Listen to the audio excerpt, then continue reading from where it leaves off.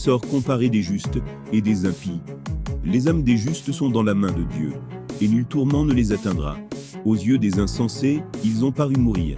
Leur départ a été tenu pour un malheur, et leur voyage loin de nous pour un anéantissement. Mais eux sont en paix. S'ils ont, aux yeux des hommes, subi des châtiments, leur espérance était pleine d'immortalité. Pour une légère correction, ils recevront de grands bienfaits. Dieu en effet les a mis à l'épreuve, et il les a trouvés dignes de lui. Comme l'or au creuset, il les a éprouvés, comme un parfait holocauste, il les a agréés. Au temps de leur visite, ils resplendiront, et comme des étincelles à travers le chaume, ils courront. Ils jugeront les nations, et domineront sur les peuples.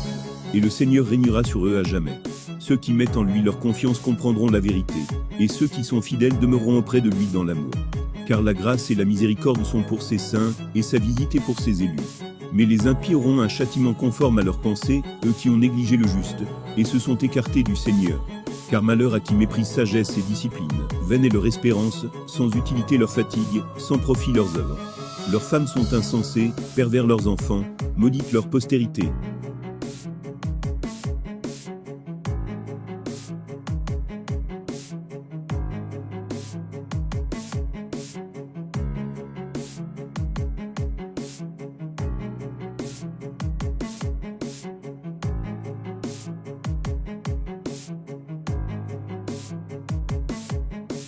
La mort prématurée du juste.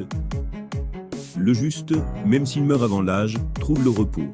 La vieillesse honorable n'est pas celle que donnent de longs jours, elle ne se mesure pas au nombre des années. Ses cheveux blancs pour les hommes que l'intelligence, c'est un âge avancé, qu'une vie sans tache. Devenu agréable à Dieu, il a été aimé, et comme il vivait parmi des pécheurs, il a été transféré. Il a été enlevé, de peur que la malice n'altère son jugement, ou que la fourberie ne séduise son âme. Car la fascination du mal obscurcit le bien, et le tourbillon de la convoitise gâte un esprit sans malice. Devenu parfait en peu de temps, il a fourni une longue carrière.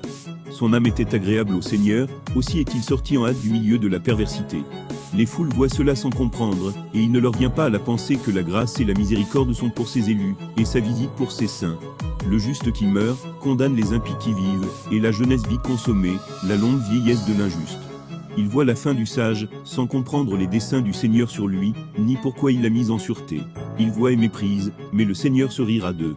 Après cela ils deviendront un cadavre méprisé, un objet d'outrage parmi les morts à jamais. Car il les brisera, précipités, muets, la tête la première. Il les ébranlera de leurs fondements, ils seront complètement dévastés, en proie à la douleur, et leur mémoire périra.